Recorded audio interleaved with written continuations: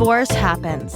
In fact, it happens to almost 50% of first marriages. So let's talk about it. Welcome to Divorce Happens, a podcast to educate, inspire, support, and yes, make you laugh through divorce and beyond so that you can start fresh on the next phase of your journey. Remember, divorce happens, and then we start fresh. You get divorced. You get divorced. Getting divorced? I'm getting a divorce. You're getting a divorce. Because she's getting a divorce. So what if I get divorced?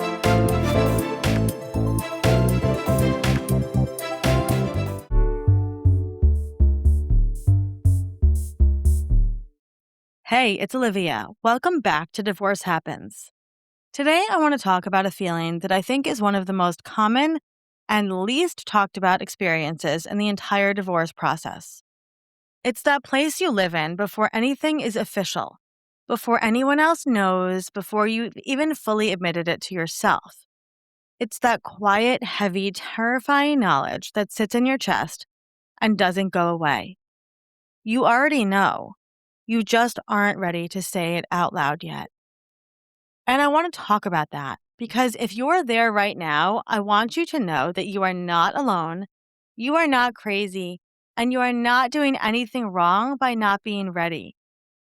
Here's what that place actually feels like because I think naming it matters. It feels like carrying something heavy that you can't put down and can't show anyone. It feels like performing your own life, going through the motions of a marriage, a household, a partnership, while something in you has already quietly started to leave. It feels like Googling things at midnight that you clear from your search history immediately. It feels like crying in the car and then walking into the house and making dinner like nothing happened. It feels like knowing and not knowing at the same time because fully knowing would mean having to do something about it, and you're not ready for that just yet. That space is real, and it deserves to be taken seriously. One of the things I hear most often from people who have been through divorce is that they knew long before they said anything. Sometimes months, sometimes years. And they carry a lot of shame about that gap of time. Like the fact that they stayed after they knew somehow makes them weak or dishonest or complicit in their own unhappiness. I want to push back on that hard. Knowing is not the same as being ready. I'm going to repeat that.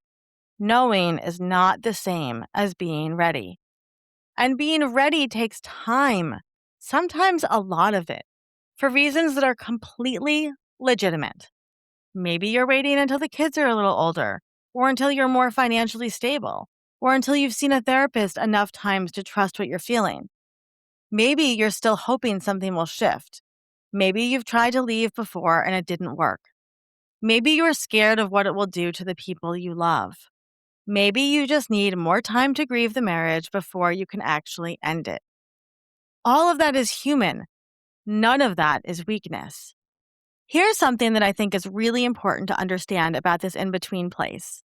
The knowing, even when you're not acting on it yet, is doing something. It is not wasted time. Your nervous system is preparing. Your mind is slowly building the architecture of a different life. You are gathering evidence, processing grief, and doing the quiet interior work that makes it possible to eventually move. The gap between knowing and saying it out loud is not a failure. For a lot of people, it is a necessary part of the process. That said, I do want to gently name something. There is a version of not ready that is a season, and there is a version that becomes a cage. And only you know which one you're in.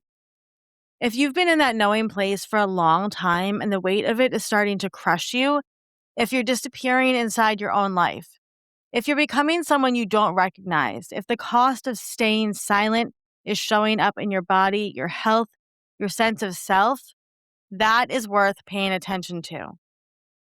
Not because you have to do anything today, but because you deserve support in that place, not just solitude. Talking to a therapist, a divorce coach, or even one trusted person who can hold this with you, that doesn't mean you're committed to anything. It doesn't mean you've decided anything. It just means you're not carrying it completely alone anymore. Do you see the difference there? And there is real relief in that. even before anything changes. Here's what I want you to hold on to if this is where you are right now. You are not behind. You are not broken. You are not failing your family by having this knowledge live inside you. You are a person facing something enormous, and you are moving at the pace that feels survivable to you. That, my love, is not cowardice. That is self-preservation. And when you are ready, whether that's tomorrow or 2 years from today, the words will come. They will be hard and they will be real and they will change everything, but they will come.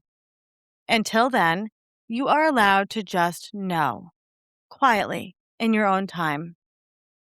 Okay, that's it for me today. Just remember, you are so much further along than you think, and I'll see you next time.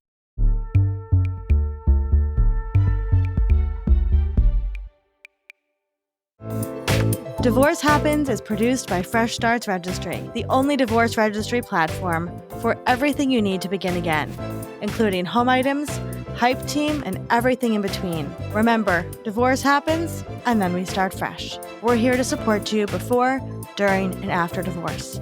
Head to freshstartsregistry.com for more info.